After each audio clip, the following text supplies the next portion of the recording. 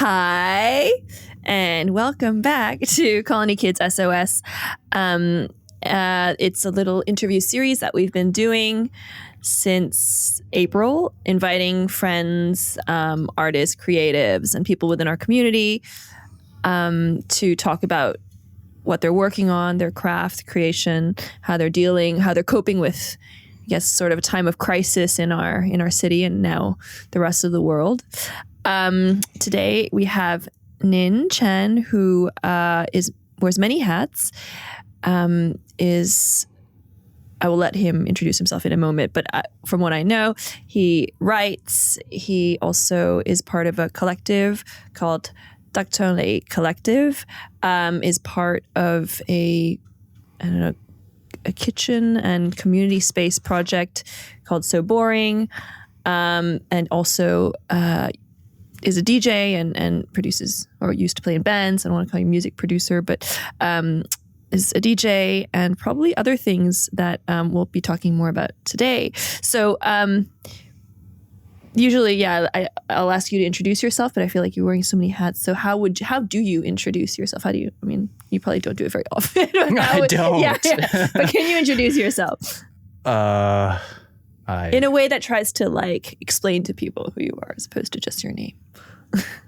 My name is Nin, and I don't know how I would describe myself. I'm kind of like a recluse, I guess.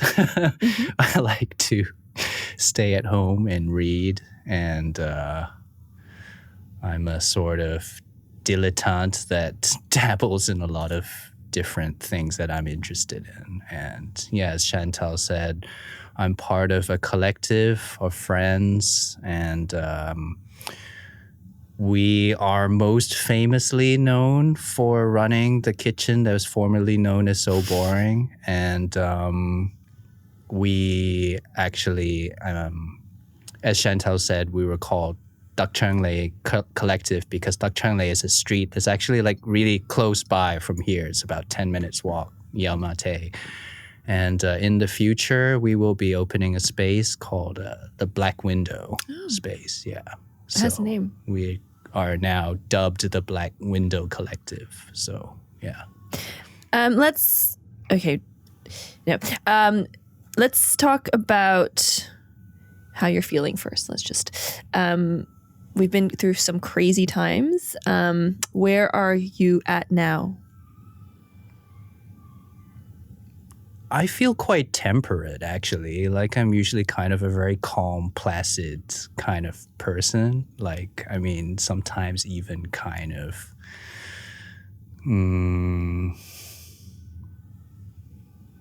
I don't know. Yeah, placid, I guess. Yeah. Yeah, so calm. Did you go through a period where, did you have to go through stuff in order to get to this place, or? It's just your innate. It's just kind of my general temperament, I would say. Yeah, of course, COVID has kind of inflicted unique kinds of suffering upon me, but mostly kind of professionally or financially, because I work freelance. So a lot of my work was kind of contingent on, because I do a lot of work in kind of the art world or whatever. So I'm kind of contingent upon artists being able to fly into Hong Kong, and so COVID kind of cut off all my income sources. But yeah, I managed to survive up until now. And yeah. Okay. Do you want to tell us a little bit about Dak Chang Lei Collective, how it started, your philosophies, your practice, and then how you, So Boring is what's going to be called the Black Window. No, it's Dak Chang Lei is actually becoming Black Window Collective. Right. Okay. Yeah.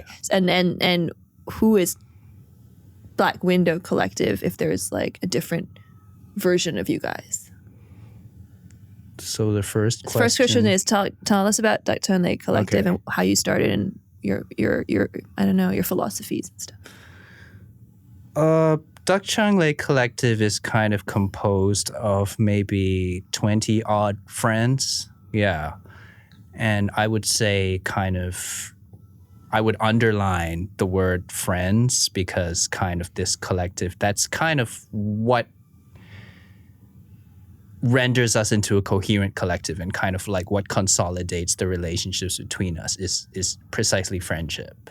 And a lot of us kind of met in the occupation of HSBC basement 2011, which kind of lasted almost a year, which made it kind of one of the longest running occupations in the world, like after Occupy Wall Street took place. And kind of the rest of us are kind of like, you know, we encountered each other along the way, kind of like in different kinds of social struggles, or like not just social struggles, but also kind of like doing guerrilla gigs like on the street and like having parties in warehouses and kind of like, yeah. So, I mean, it's just been a lot of fortuitous encounters, and then kind of along the way, just people just kind of stumbled into this collective, and maybe they never left, you know, and then just kind of like just people do a lot of different things. Like some people do films, some people do music, and some people write, and, you know, yeah. So it's just like a collective composed of strange and singular people, you know, that like all decided we wanted to stay together and work together to build something, you know, and that something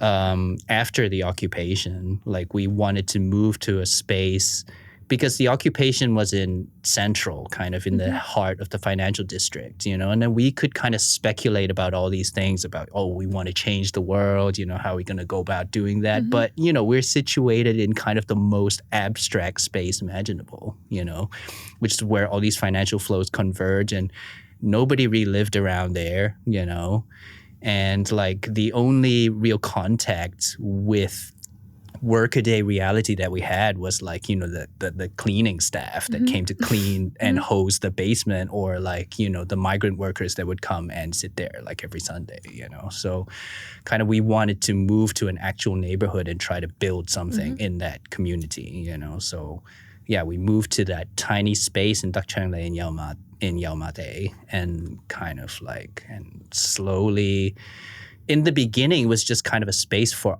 us to congregate, you know, and then like kind of a lot of Pakistani kids and, you know, neighbors around, and there's like an old folks home upstairs. So like just like these kind of people would just slowly start to hang out there, you know, and like there was a kitchen around the corner.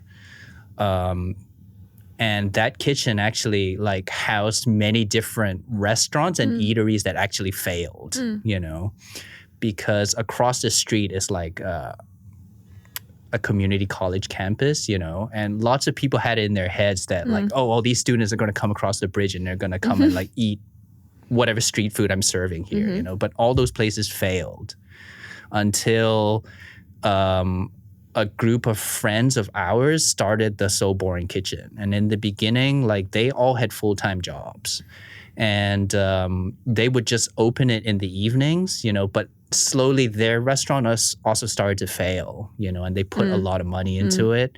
And then they were like, okay, we can't afford to do this anymore. But we see that you guys across the street, because we would hang out in our own space all the time, you know, and we would do kind of what So Boring was known for doing, which is open the table out on the street and hang out there, you know.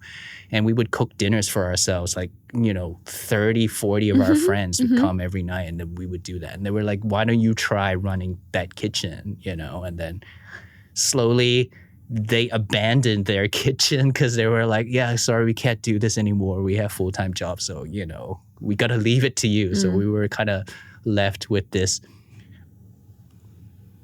I don't know, kind of abandoned orphaned kitchen, you know, and then we kind of took it over. And you've been running it for 6 years? No, 6, 7? Yeah, it was like 6 years ago when we first started. And then now you are moving to a space which you've found, likely, and then and you're renaming the collective to Black Window Collective. Right. And is there sort of a change in, I don't know, what the meaning of the collective is, or is it just because you happen to be moving around away from that physical space that you renamed it? Like, and also, where does the name come from? Well, actually, because the black window thing is actually, we had a library upstairs on the second floor of So Boring. And it's a very tiny space. That's kind of where we would hang out, and maybe, some of us would stay overnight there, on the floor and stuff. And so we had kind of an info shop / library / kind of community space upstairs. And we called that Black Window. Yeah. And the name Black Window, actually, I came up with it, but it actually kind of owes itself to sort of a quote by Nietzsche, kind of about staring into an abyss, but kind of the way we thought about the color black is black is the color of potentiality. It's kind of like the void from which all the other colors come, So it's about generative potential and possibility, and kind of like this void from which everything emerges, So it's kind of staring into that potentiality. So that black window that we look into is that portal of possibility. So kind of that's how we came up with this name, Because for us, kind of like the library, kind of opening up a book is kind of like opening up that, or looking into that black window. Yeah. When I was reading about Dr. You guys, the description says art collective, but then the way that other, like in articles, people call you guys an anarchist collective. Is this a name that you guys, or an identity that you guys also use for yourselves, or is this a label that other people use on you? I wasn't aware that we had art collective in the description. Actually, it said Dr. It was just like a link from somewhere, and it said art collective. But okay, so you prefer or usually go with anarchist collective? Well, I mean, we wouldn't kind of describe ourselves as being an anarchist collective either, because kind of the word anarchist is kind of freighted with a lot of baggage, and especially in Hong Kong, like people don't really know what that signifies. Like in this context, it would signify something in a European context or an American context. Like kind of that word has very different signification, And also kind of like anarchist kind of sounds too identitarian, It's too coded, so we kind of wouldn't. But a lot of people have described us as being an anarchist collective, and we won't deny it, or we won't invest a lot of energy into refuting that, so kind of. And a lot of people have also called us an art collective because some of us kind of do art or are involved in art, so it's just kind of terms for expediency or convenience, rather than being an accurate description. Would you, because, I mean, I have a question here around the term anarchist, but would you use that term to describe yourself? And if so, what would that mean to you if you did? Yeah, I would. Okay, so what does that mean to you? Because I totally agree that people, normally when you bring up the term anarchy, people just very quickly reject it, and they're like, yeah, but you need some form of organization, blah, blah, blah. So it's like this oversimplification. What is it? How do you use it?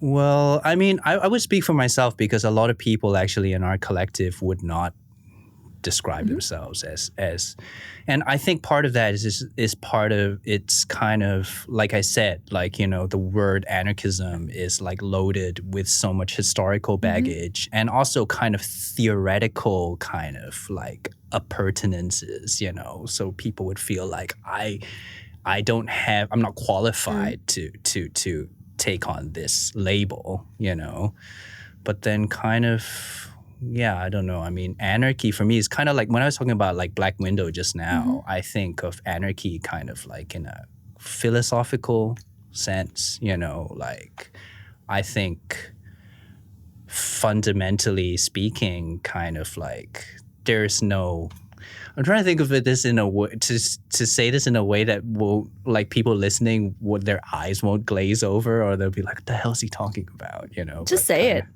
Like kind of like yeah. I feel like everything that exists kind of rests on a void, you know, like we come from nothing and we return to nothing, you know, but this nothing is from which meaning emerges, you know, and also kind of multiplicity and everything kind of emerges from that, you know. There's no ultimate principle, you know, that like says, you know, this is how things should be, you know. I don't know if that so makes would any sense. if I think taking away like the identity of anarchist, but like would anarchy or in practice is that just constantly creating or experimenting with that void in order to generate something that because it comes from nothing and there it ends in nothing, therefore the space of potential is just infinite, right? And Yeah. Well, and once you have these systems over it, then it actually becomes like it's constantly limiting it. So it's this kind of warfare between potential and limit. I'm totally interpreting what you're saying. I mean, like I'm totally just. I think that's sort of a way that you can put it, you know, in the sense that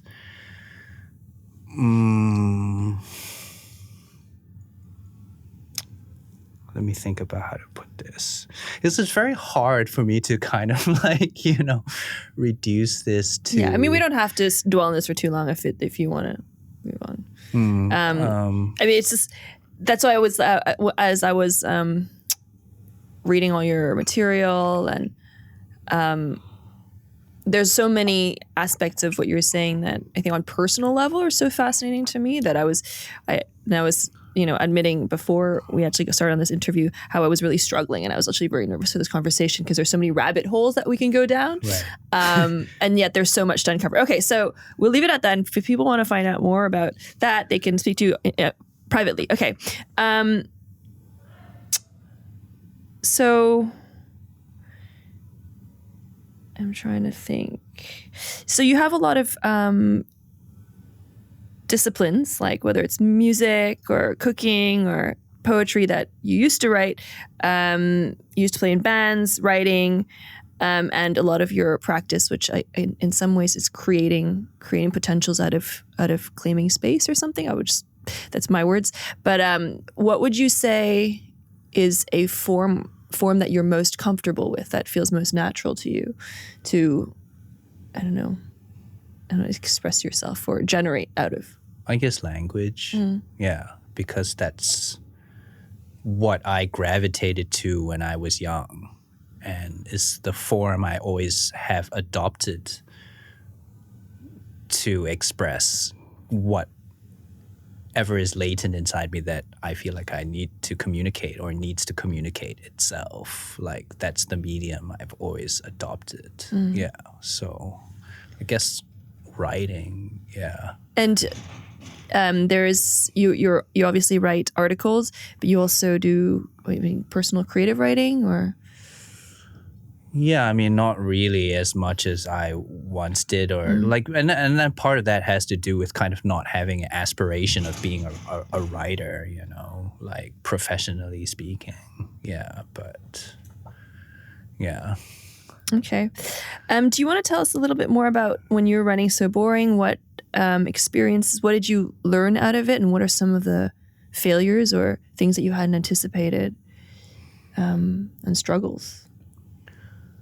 Well, could you repeat the question? Oh, okay. So Boring. What are some, like you've been managing it, I don't want to say managing, creating it or using it as a platform for 6 years. What are some things that you created out of it? And would you consider anything like successful or things that have failed and that have been really difficult?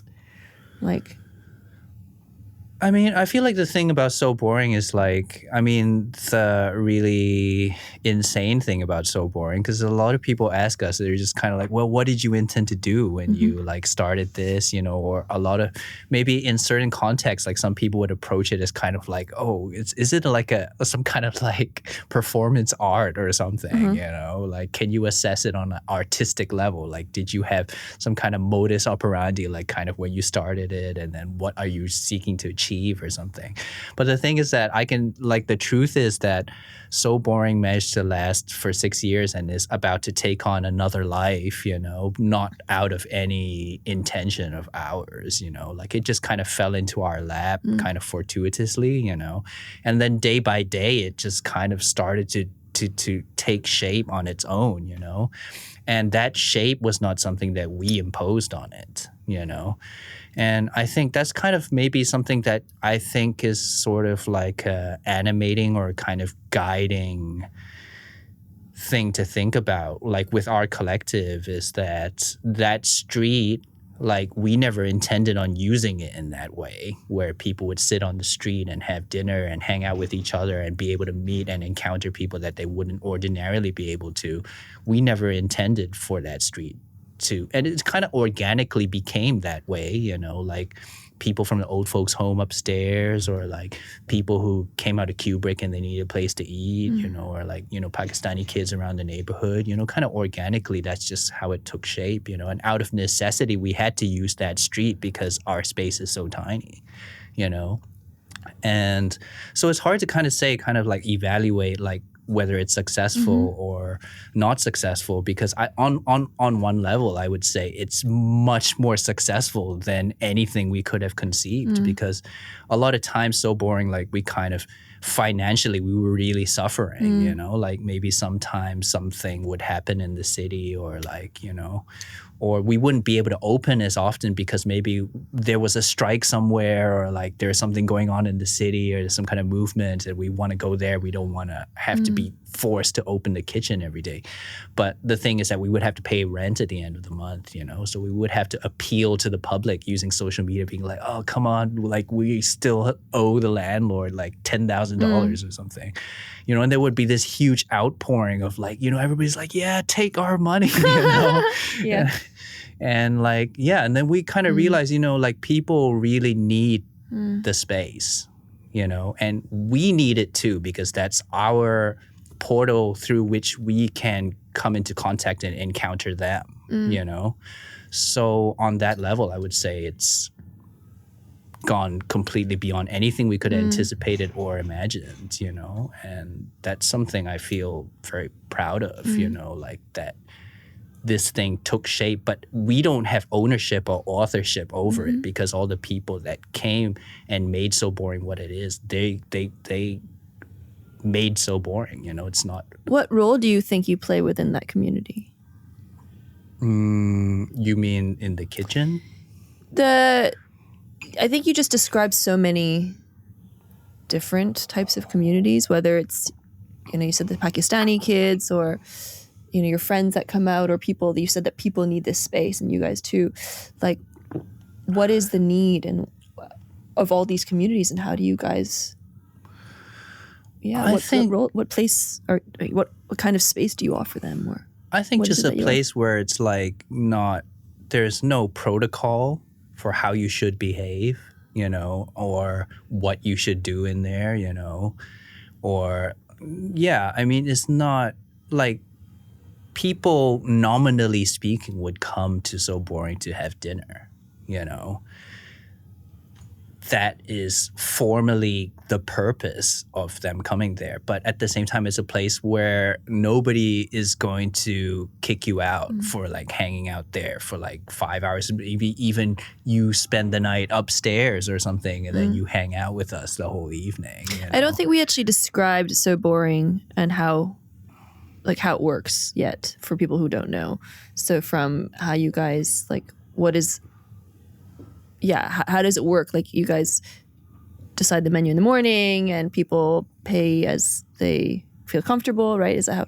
Yeah, do you mind just quickly going through that? Well, I mean, what So Boring was it was just kind of like a hole in the wall kind of like cantina sort of on the street, and we served kind of like a global vegan food, global vegan kind of street food, sort of. Yeah. And it would be a very eclectic menu and like according to the whims of whatever chef was cooking that day.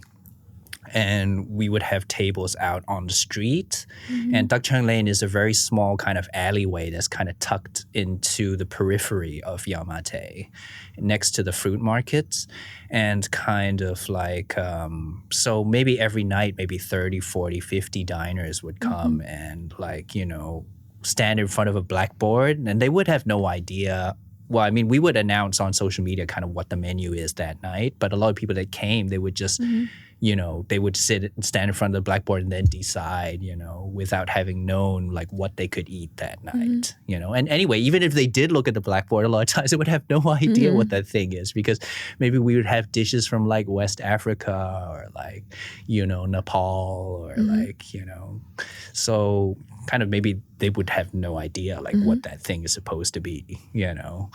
So yeah, and then they would sit on the street, and then like a lot of times, you know, like people from different tables would like start talking to each other, you know, and like and so it's very casual, and you guys would just pull up, like basically it's this tiny kitchen,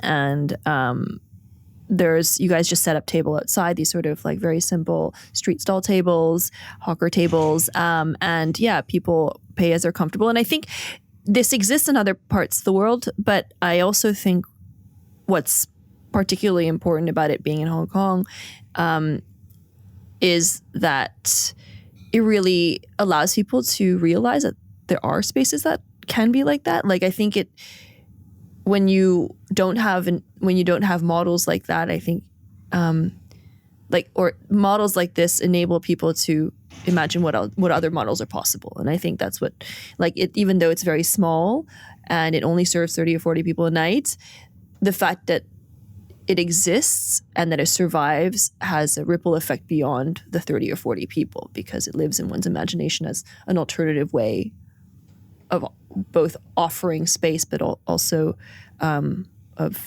sharing resource or sharing something. So and I know that you study philosophy, and you still write, and you've gone through, I guess, these lived experiences of So Boring, and maybe even we've all gone through this protest movement in Hong Kong. How do you relate to some of the theories that you read or philosophies in a different way? Like before it was academic and intellectual, and yet now there's a lived experience. Has that, I don't know, does that shift your relationship to academic writing or your own theories or belief systems? I think it's consolidated what I thought before, actually. Yeah. But I don't really know how to kind of elaborate upon that. I don't really know where to begin to, because I mean, the thing is, I used to work in the academy, you know, before, actually a long time ago, like during the time of Occupy, I was working at Hong Kong University, and kind of, but I never aspired to have a career in the academy. And I don't know. I mean, my relationship to kind of philosophy and theory and all that kind of stuff is kind of deeply rooted in kind of everyday practice, you know, and also, but it's also kind of speculative, you know. I think kind of the practices that we've been talking about, but also kind of theoretical or philosophical abstraction is kind of like two forms of practice that kind of are coextensive with each other, because they're both speculative, you know, they're both kind of experimenting with potentials and playing with those, you know, possibilities and maybe creating space for them to proliferate, you know? So I would think it's not about I have theories and I want to apply them in this way, but also kind of how that experimental practice can be generative of thought, you know, and then the two things kind of feed into each other. Yeah.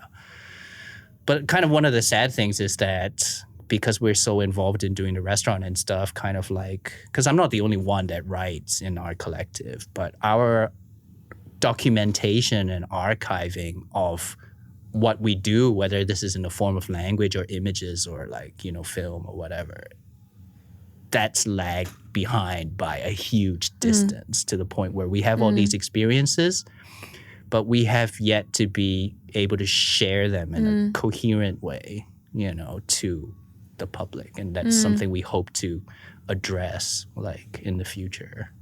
So as a collective, your energy has been going into just operating a space as opposed to the whatever potential there could be as a group of people thinking, creating.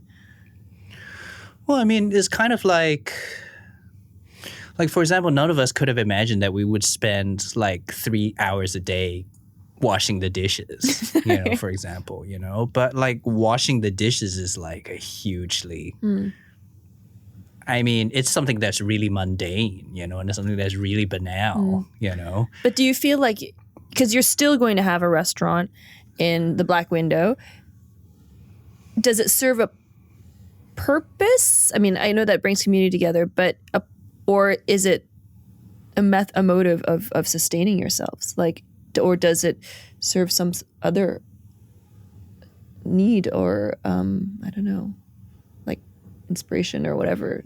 Like,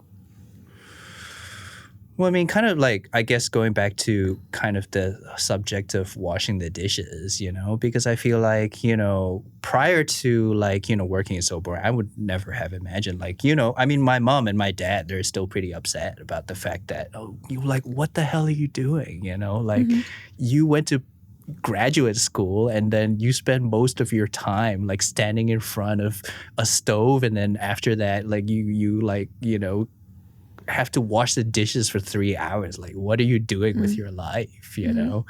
And then like, I just kind of feel like, you know, like doing those things, you know, washing the dishes has also been like a deeply fulfilling experience. And that's also something that I have to write about it and communicate, you know? And kind of, yeah, like I was saying that, you know, we feel like people need So Boring, but also clearly we also need it, you know, because that is our conduit, or that is our passage through which we can encounter or be in contact with a certain segment of reality that we would not have been able to come into contact with, you know. So so I work in we all work in a company that has about 300 people in it. It's like sort of a side anecdote. And obviously there are salary discrepancies from sort of the top and director level to, you know, the people who wash dishes. And I guess I'm part of a director's level. And whenever there's fat cats. Yeah. I'm saying this because I'm trying to admit to, you know, my own shortcomings. But yeah, I guess part of the fat cats. But we're very micro fat cats compared to the fat cats who actually really make decisions. But anyways, point being that whenever and so sometimes, like I learn of some colleagues who are struggling, and it's very easy, and I'm always the first to say. And I think sort of my savior attitude kind of goes like, yeah, you know, I'll just like take less salary so that, you know, I can help that person. And I've had my boss tell me a number of times, like, Chantal, that's really not a solution. You know, who can you really help? You know, like you can help one person, but you're not making so much money they can help more than one, you know, and not in a sustained way. And so I see these, and I always like really admire my incredible teammates who actually run the whole food and beverage team and, try to generate income through the rooms and try to, sell rooms. And like they spend hours, whether, actually just sitting out there just trying to find new strategies to make money.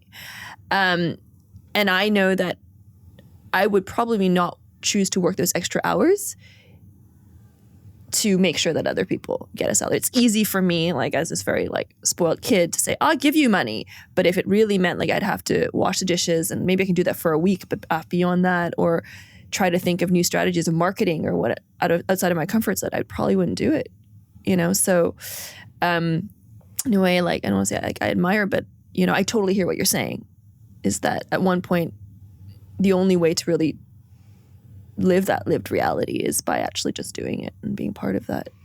Yeah, but I mean, I totally relate to what you're saying too, because it's like kind of, I feel like one of my fundamental faults in life is because I was born into a situation where I didn't really have to worry about money that much. I mean, now I do, practically speaking, but I just kind of, my spontaneous attitude is I kind of hold money in contempt, It's kind of like anything to do with money, I don't want to think about making money, and all the time, and so boring. I'm always the person who's just like, yeah, let's just do whatever, like, I don't care how much money we have, I don't want to do anything on social media to try to get people to come, like, and I've always been kind of really hardline about this, but kind of now we're in a situation where we need to raise money for our space, or else we won't be able to set it up, and kind of, yeah, I mean, I'm kind of like you, if I have money, here, have it, Like, I don't care about money. You need me to work more hours? I'm like, let me think about it. Yeah. And I've never been the kind of person to like develop some kind of foresight where it's just kind of like 5 years from now I want to be here, 6 years from now I want to move here or whatever. Like that's just, I mean, I'm allergic to that, on a foundational level, So yeah, I mean, I totally relate to you. Let's talk about music. So you have this beautiful quote, okay? We're going to quote you. Regarding Absurd Tracks. The music evokes a sense of intimacy and kinship, of shared catharsis. Even when the music is very harsh or very cruel or very loud, it permeates everything as tenderness, mutual regard, and concern. That is what the best of our parties have felt like to me, like we're passing through purgatory, hand in hand. Can you speak a little bit about catharsis and purgatory in this context? I think actually, I mean, this doesn't only have to do with Absurd Tracks, but it's also very contingent on the kind of spaces that we had available to us before, kind of like, and that's something that is very sorely missed in Hong Kong, is having a place like XXX.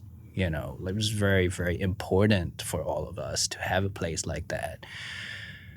And it's something that we really took for granted, in Hong Kong. And now its absence is very, very, very sorely felt, And yeah, I think XXX is kind of the club equivalent of kind of, I mean, I wouldn't go so far as to put so boring on that level, but kind of like its importance for us is, precisely having a place where nobody is going to judge you for, how you behave or how you look or how you dance, because in that place you could, be with others, but also you're on your own doing your own thing, and then there's space for each person to be able to perform themselves in whatever way they see fit, And Absurd Tracks, I think, kind of like was about making space for people to be able to do that or enable people to be able to do that. So, yeah. How about the word purgatory? When you walk passing through purgatory hand in hand, what is that purgatory? I think the purgatory is kind of like limbo, It's kind of like we don't want to go to heaven, Like there's no destination that we want to go. We're just all here in this moment, like in the presence of each other, and we don't have anywhere to go. We don't have anything to do, we just here and we have this moment to dance or whatever, to be with one another. I think for me, the kind of like purgatory is kind of like that. It's kind of suspended here in the now, yeah. So nice. Do you want to tell us about your approach to sound? When you're DJing, what are you creating? I think kind of what's interesting for me is because sound is such a intuitive, effective thing, we react to it on a very immediate level, before we can conceptualize it, so kind of the potential of sound is so dangerous in a way, and that's how it can kind of be weaponized and stuff, and so kind of, I don't know, kind of in response to your question,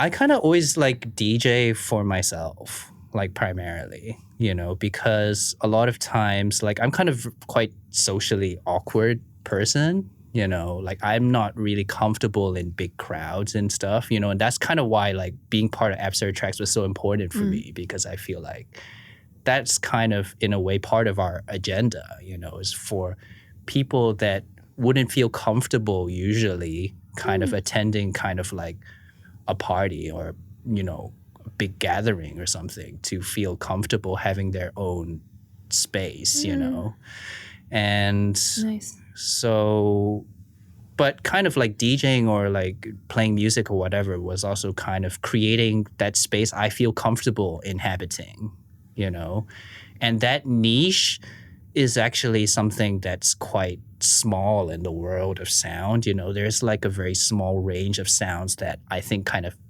I feel comfortable, kind of turn me on or something, if you want to put it that way. So it's kind of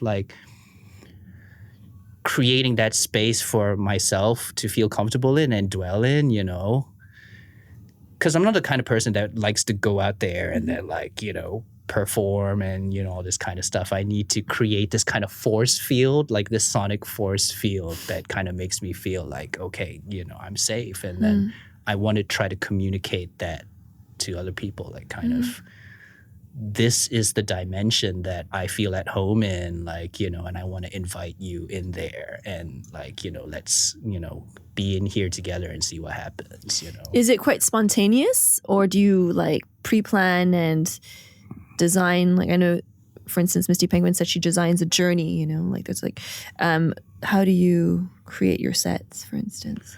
Actually, kind of when I DJ, quite a lot of it is deliberate. Yeah, there is kind of spontaneous elements to it, because it's kind of about reading kind of the temperature of the room and kind of the effective climate of the room and how people are relating to the sound or whatever. But I do actually spend a lot of time designing things, or kind of maybe having some sounds maybe that I sort of sculpted myself, that I kind of throw in there to kind of add a little bit more texture or something, What do you mean by sounds that you sculpted yourself? What is? Well, some stuff that I use kind of small little bits of sound or some samples, or some things that I took and then kind of reshaped, kind of mixed in with all the tracks that I choose from other artists, and yeah, but because I think kind of my range, inside this kind of force field, the frequencies that I are kind of very specific, so kind of, yeah, I'm not the kind of DJ that would kind of jump all over the place, and would be able to cater to any kind of crowd or something. It's always kind of yeah, this is. Could we attempt to describe that specific range? Is there a way in words to articulate or try to describe it? I always kind of, in my head, I kind of always think of dungeons and cellars and sewers and other kind of subterranean sort of spaces, yeah, I Amazing. guess, kind of shadowy. Cool. Okay, on to the final section. How would you define this generation? Well, I don't know because actually I'm pretty old. I mean, it can be any. There's no young generation. Your generation. My generation, I don't know many people of my generation. Actually, most of my friends are significantly younger. Okay, so how would you define this generation? It doesn't have to be an age group either. It can just be this moment in time. This era? Okay, sure. This era. Or this experience, this shared collective experience. Well, however you.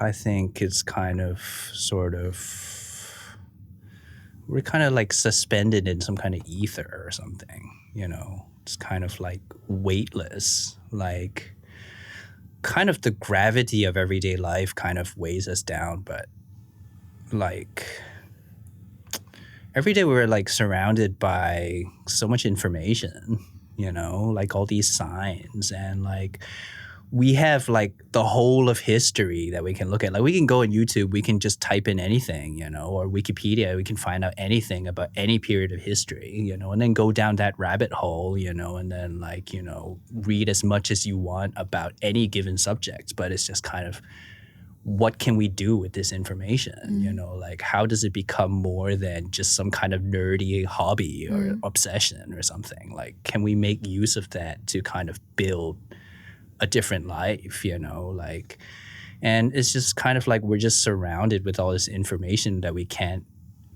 make use of, you know, like on a concrete, practical, experimental level. And it's just kind of like very overwhelming, and also kind of like with like struggles and stuff, you know, like, I mean, this isn't original kind of what I'm saying, but it's kind of, you know, so many social theorists, they kind of say, well, you know, struggles, they're so episodic, you know, it's like they flare up and then there's this huge explosion, you know, but kind of what coheres and consolidates itself after that and carries itself over to the next explosion, you know, like in that interstice or in that interval, like what can actually take form, you know, can a form of life take form and then, you know, create some momentum and aggregate and, you know, take a physical body, you know, like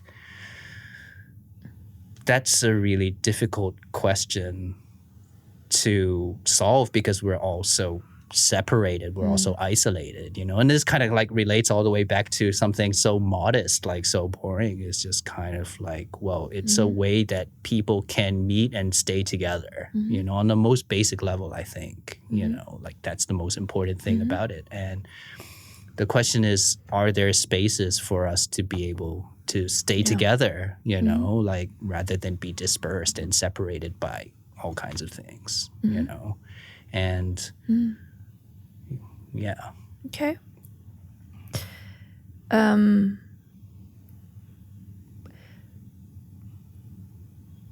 What's been your biggest realization of this last year? My biggest realization, you mean on a personal level or? Yeah. Well, you know, like actually I, like since COVID started, like I started to do a lot of things that on a, like for my daily practice and my daily routine is things that I wouldn't have imagined doing like maybe even a year ago or 2 years ago. Like for example, like waking up, you know, doing my Ashtanga yoga routine like every morning when I wake up, and then like meditating and all this kind of stuff, you know, and kind of my, like I would say deepest realization is that there are a lot of things that I have been running away from for a very long time, you know, and yeah, and kind of like, you know, COVID is and being forced to be alone a lot, even though I am alone a lot anyway, because I am kind of a loner, you know. Yeah. But yeah, when you are forced to sit down and confront yourself, you know, and then you realize that, you know, being caught up in kind of like day-to-day things, there is a huge debt that you owe to yourself and that you've been running away from like most of your life, and you need to be able to settle that. And so kind of trying to reconcile that day by day is kind of what I've been trying to do, I guess. Final question. Let's see if there's anything that absolutely needs to be covered.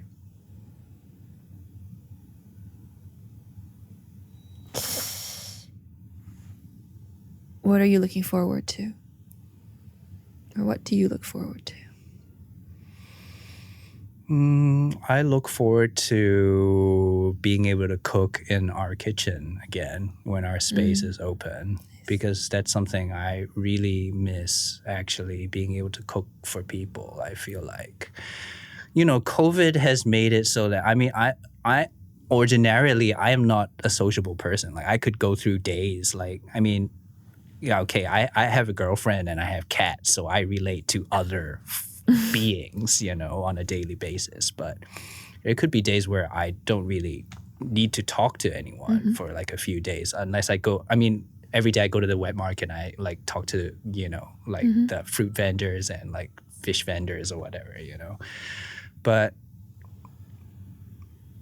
yeah, I mean, like, through kind of not being able to DJ, but also not being able to cook for people, you know, feels like, has made me feel really isolated and very secluded in a lot of ways. Yeah. And I haven't been able to express myself in those media, you know. And yeah, I really look forward to that. And yeah, I don't know. I mean, I have some other things, very stupid things, like personal goals of mine. What are your personal goals, if you don't mind sharing? It's very dumb, actually.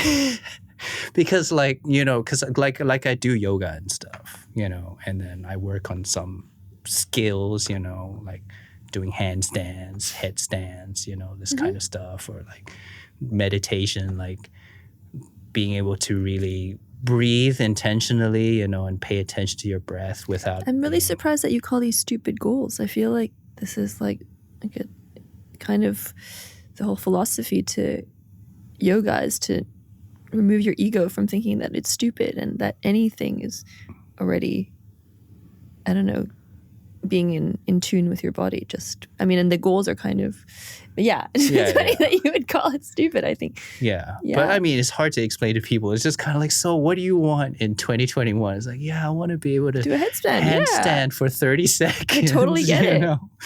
Like, but those like small, like that's being able to, I don't know, not own your body, but get your body to a point where, like, that's the one thing that, I don't know, is consistently within your, I don't know, it's consistently part of you, you know, and that you gain something from. Yeah. It's so. Yeah. I mean, I know that that's the end, but I kind of do want to test out this. Are there institutions that you trust / are there institutions that you believe in? Meaning?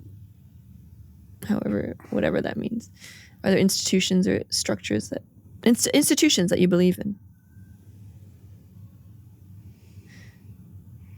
Maybe because, you know, when one thinks of anarchy / anarchist, one thinks of this sort of demolition of institutions or these kind of systems.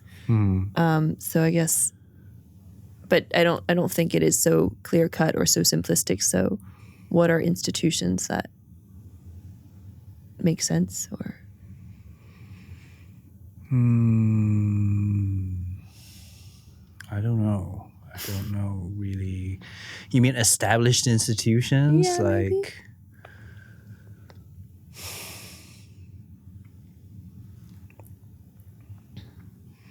I don't know. I'm not sure how to answer that question, because it's kind of like the word institutions, like,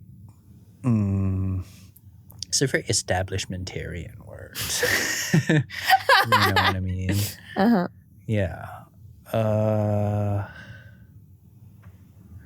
Yeah, I don't really.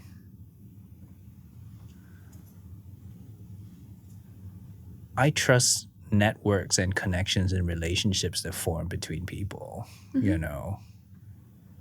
Yeah. Okay. Any questions from the floor that are missing? James? Kelvin? No, I think everything I wrote there. Okay. Anything you'd like to how do people support the black window? I know you guys are gonna start doing I don't know if you guys are doing an open fundraising drive. Okay. Yeah. So when will you launch that? Then we can launch this interview at the same time, maybe. Something like that. Actually, I mean, it's going to take us another at least a week or a week and a half. Yeah, because we filmed like a promotional video. Yeah, for that purpose. And it's going to be on Kickstarter and it's going to be Okay, on so it's big. some other avenues. Okay. Yeah, so it's going to be international because we're also trying to appeal to our friends overseas that maybe run similar kind of spaces and would want to support us, you know. Yeah, so. Cool. So in about a week or so. Yeah. Okay. And you guys are hoping to open in like April, May? Yeah, we're hoping after renovation, everything is done. It should be kind of maybe the end of April, like we hope. Yeah. Anything else that you want to add that we've missed? A really important element in your life? Yeah, I don't know. I don't really think so. Okay. Yeah. Cool.